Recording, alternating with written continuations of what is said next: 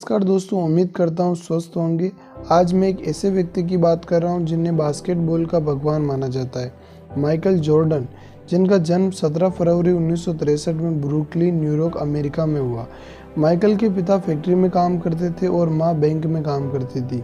Michael 5 बच्चों में से चौथे स्थान पर थे। माइकल के माता-पिता शुरू से ही अच्छी शिक्षा और हमेशा मेहनत करने के लिए प्रेरित करते थे। जब माइकल छोटे थे तभी माता-पिता ब्रुकलिन से नॉर्थ कैरोलिना आ गए। माता-पिता की तनख्वाह काफ़ी कम थी, बड़ी मुश्किल से घर चला रहे थे। माइकल जब 12 साल के थे तब पिता ने एक दिन अपने पास बुलाया और एक पुरानी टी-शर्ट बताई और माइकल से पूछा, ये कितने डॉलर की टी-शर्ट है? तब माइकल ने जवाब दिया $1। तो माइकल को पिताजी ने बोला, तुम इसे $2 में बेच के आओ। माइकल ने पिताजी को ना नहीं बोला और सोचने लगे कैसा होगा। माइकल ने टी-शर्ट को धोया, सुखाया, फोल्ड किया और बाजार में चले गए। 8 घंटे की कड़ी मेहनत के बाद रेलवे स्टेशन पर बेच आए, घर लौटे और पिताजी को $2 दिए। पिताजी ने माइकल को शाबाशी दी। फिर 4 दिन बाद पिताजी ने माइकल को बोला, बेटे इधर आओ, ये टी-शर्ट कितने की? पापा $1। पिछली बार $2 में बेची, अब की बार इस टी-शर्ट को $20 में बेच कर आओगे। माइकल फिर सोचने लगे कैसे होगा। फिर माइकल को दोस्त के साथ आइडिया आया और टी-शर्ट पर मिकी माउस का स्टिकर लगा लिया, किसी तरह उसे पेस्ट कर दिया और फिर बाजार चले गए और बाजार में ऐसे स्कूल के सामने जहां अमीरों के बच्चे पढ़ते थे। माइकल बोली लगाने लगे, ये टी-शर्ट मिकी माउस की $20 में। एक बच्चे ने जिद कर डाली और पापा को बोला, पापा टी-शर्ट दिलाओ। उस बच्चे के पापा ने $20 में टी-शर्ट खरीदा और $5 माइकल को टिप भी दिया। माइकल ने पिताजी को $25 दिए। पिताजी बहुत खुश हुए और माइकल को बोला, बेटा तू बहुत आगे जाएगा। कुछ दिन बाद पिताजी ने बोला, माइकल इधर आओ, ये टी-शर्ट कितने की है? माइकल बोला, पापा $1। पिछली बार टी-शर्ट $20 में बेची, अब की बार $200 में बेच कर आओगी। इस बार भी माइकल ने मना नहीं किया, बल्कि ये सोचने लगे कि कैसे होगा। तभी माइकल को पता चला कि बॉलीवुड की सबसे फेमस एक्ट्रेस फरहा उनके शहर में आई हुई प्रेस कॉन्फ्रेंस करने के लिए। माइकल को आइडिया आ गया। बहुत सारे पोस्टर में कुछ लिखा और टी-शर्ट लेकर रात से घर से निकल गए और ट्रेन पकड़ी और शहर आ गए जहां फरहा एक्ट्रेस की प्रेस कॉन्फ्रेंस चल रही थी। किसी तरह बैरिकेड एवं पुलिस को चकमा देकर अंदर घुस गए। 12 साल का मासूम सा बच्चा टी-शर्ट लेकर फरहा के सामने खड़ा हो गया और बोला, आपका ऑटोग्राफ चाहिए ही चाहिए। फरहा मना नहीं कर पाई और सुंदर ऑटोग्राफ दिया। उसके बाद माइकल बाजार गए और स्टॉल लगाया। बोला, फरहा हॉलीवुड की सबसे खूबसूरत एक्ट्रेस का ऑटोग्राफ किया हुआ टी-शर्ट केवल $200 में। बहुत सारी भीड़ जमा हो गई और बोली लगने शुरू हुई। कोई $200, कोई $300, कोई $500। अंतिम भीड़ से पीछे से आवाज आई कि $2000 और उसी ने टी-शर्ट खरीद लिया। पिताजी को $2000 दिए तो पिताजी की आंखों में आंसू आ गए और पिताजी ने माइकल को बोला, बेटे अब जिंदगी में तू कुछ भी कर सकता है और कुछ भी हासिल कर सकता है। अब तुझे कोई नहीं रोक सकता। और यही बच्चा आगे चलकर बास्केटबॉल का भगवान बन गया।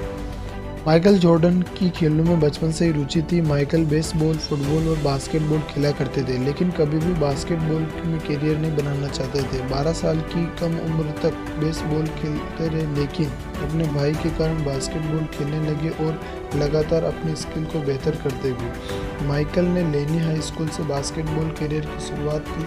माइकल ने 10वीं कक्षा में अपनी प्रतिभा से अचंभित कर दिया, लेकिन उन्हें बड़ा झटका तब लगा जब उन्हें हाई स्कूल टीम में नहीं लिया गया, कद छोटा होने के कारण।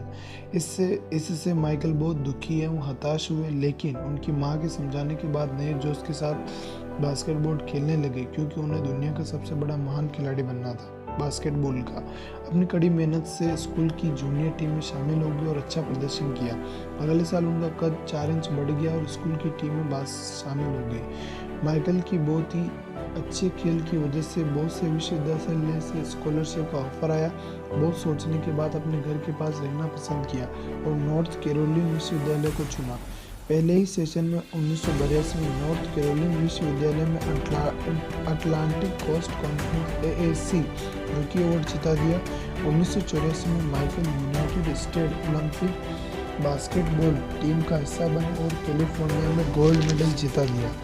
बाद में माइकल ने नेशनल बास्केटबॉल एसोसिएशन यानी NBA बास्केटबॉल शिकागो में चुने गए।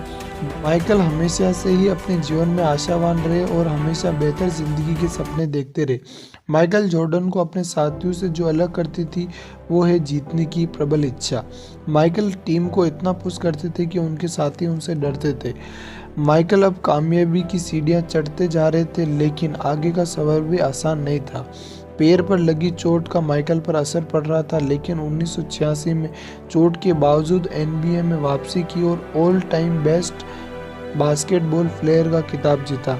NBA में सबसे ज़्यादा स्कोर भी जॉर्डन के नाम पर है। 1987-88 में वैल्यूएबल प्लेयर का अवार्ड भी मिला। 1990 में 3 साल लगातार टीम को विजेता बनाने में महत्वपूर्ण भूमिका रही। 1992 में गोल्ड मेडल टीम का हिस्सा रहे। 1993 में माइकल ने पहला संन्यास तब लिया जब गैम्बलिंग के विवाद में फंस गए थे। इसी दौरान उनके पिता की हत्या भी कर दी गई।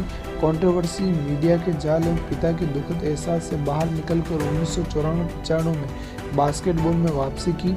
1999 में दूसरी बार बास्केटबॉल से संन्यास लिया। 2000 में वॉशिंगटन विजार्ड ओनर और प्रेसिडेंट के रूप में वापसी की और 2 साल तक अपनी भागीदारी दी।